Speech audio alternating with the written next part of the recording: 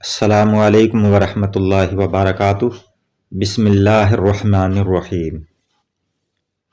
آج کا سبق یہ ہے سبق نمبر 34، سکہ، سکے، پیسے، ان کے بارے میں۔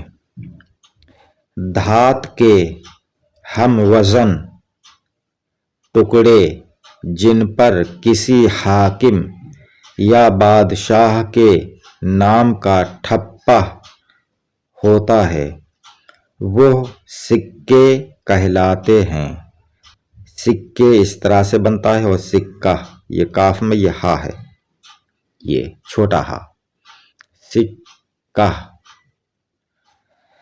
وہ سکے کہلاتے ہیں جیسے آج کل پائی، پیسہ، ادھنا، تانبے کا سکہ ہے، دونی، چونی، اٹھنی اور روپیہ چاندی کا، اشرفی سونے کی، پائی، ادھنا، تانبے کا یہ آج کل تو ہیں نہیں، چلتے نہیں ہیں، ہوں گے تو لیکن چلتے نہیں ہیں۔ اٹھنی، چونی، اکنی، دونی یہ پہلے تھے، چلتے تھے، اب نہیں ہیں۔ یہ کتاب کافی پرانی لکھی ہوئی ہے، اس وقت جب کہ یہ چلتے تھے۔ روپیہ چاندی کا ہوتا تھا اور اشرفی سونے کے سکے کو کہتے تھے، اور چاندی کا جو ہوتا تھا اس کو درہم بھی کہتے تھے، اور جو اشرفی کو دینار کہتے ہیں آج بھی، لیکن آج کل تو یہ چلتے نہیں۔ حاکم یا بادشاہ کے نام کا ٹھپا، مہر، ٹھپا مانے مہر، ٹھپا اس بات کی سند اور ضمانت ہے کہ سکہ کھری دھات کا ہے، اور جو وزن اس کا معین ہے یعنی جتنا رکھ دیا گیا ہے، وزن جتنا مقرر کر دیا گیا ہے اس میں پورا ہے۔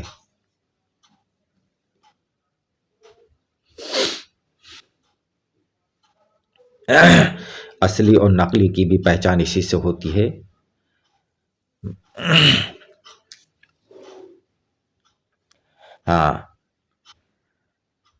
جو وزن اس کا معین ہے اس میں پورا ہے۔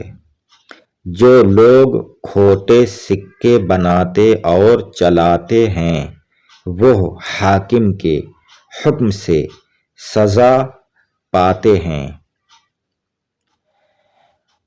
اب وہ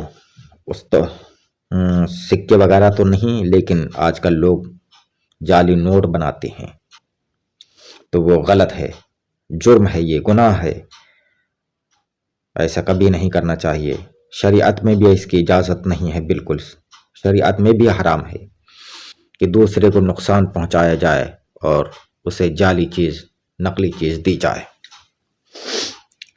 جب تک سکہ کا رواج نہ ہوا تھا چیزوں سے چیزوں کا مبادلہ ہوتا تھا، بدلہ، ایک چیز لے لی دوسری چیز دے دی۔ جس طرح گاؤں اور قصبوں میں ضرورت کے وقت اب بھی، گاؤں میں ایسا اب بھی ہوتا ہے کہ دھان لے جاتے ہیں یا گیہوں لے جاتے ہیں اور دکان سے کوئی چیز لے آتے ہیں، یا سبزی والا یا دوسری کوئی چیزیں ایسی ہوتی ہیں، کچھ چیزیں بیچنے والے ہوتے ہیں، پھیری لگا کر بیچتے ہیں وہ، اور انہیں دھان یا غلہ وغیرہ کچھ دے دیا جاتا ہے اور کوئی چیز لے لی جاتی ہے، لیکن سب ایسا نہیں کرتے ہیں۔ تو پہلے ایسے زیادہ ہوتا تھا، یہی ہوتا تھا جب سکے نہیں تھے، اس وقت چیزیں ہی ایک دوسرے سے بدلی جاتی تھیں، اور قصبوں میں ضرورت کے وقت اب بھی ہوتا ہے۔ غلہ دے کر ترکاری خریدتے ہیں، کپاس کے بدلے گھی، تیل اور نمک لے آتے ہیں۔ سکے بغیر روزمرہ کے، بغیر سکوں کے روزمرہ کے چھوٹے موٹے لین دین تو ہو سکتے ہیں، مگر بڑی تجارتوں کا چلن ممکن نہیں، خاص کر بڑے شہروں میں جہاں طرح طرح کے پیشے ہوتے ہیں۔ سکے کی سخت ضرورت ہے۔ اگر سکے کا چلن نہ رہے تو تم خیال کر سکتے ہو کہ سرکاری خزانہ میں روپے کے توڑوں کے بجائے کیا ہو۔ ہر قسم کا غلہ، میوے، ترکاریاں، ہر جنس کے چوپائے، ہر طرح کے اسباب اور کاٹھ کباڑ محصول کے طور پر جمع ہوا کرے اور وہی سب سرکاری ملازموں کی تنخواہ میں تقسیم ہو۔ ملازم، نوکر، نوکری کرنے والے، سرکاری نوکروں کو ان کی تنخواہ میں وہی دیا جایا کرے۔ اگر سکے نہ ہوتے تو 1 من گیہوں یا چنا اور گھی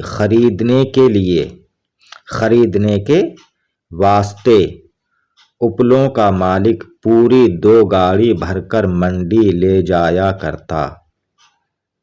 اسی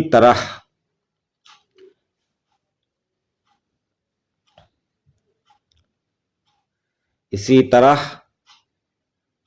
بڑے بڑے حاکموں کو ان کی تنخواہ کے طور پر غلہ اور اسباب دیا جاتا تو اس کے رکھنے کو ان کا مکان ہرگز کافی نہ ہوتا۔ سکے سے تجارت اور لین دین میں بڑی سہولت ہوتی ہے۔ ہر شخص اپنی محنت یا اپنے مال کے بدلے میں سکہ لے لیتا ہے اور جب چاہتا ہے ان کے بدلے میں اپنی خواہش اور ضرورت کے موافق ہر چیز خرید سکتا ہے۔ دھات اور سب چیزوں سے زیادہ مضبوط اور وزنی ہوتی ہے۔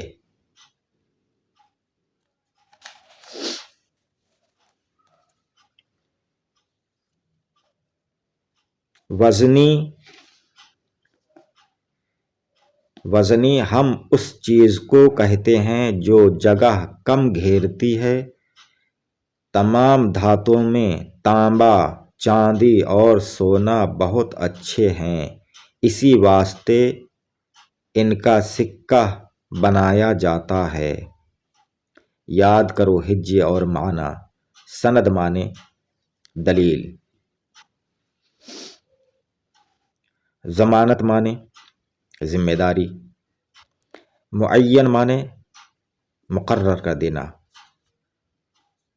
متعین کر دینا، ملازم معنی نوکر، سہولت معنی آسانی۔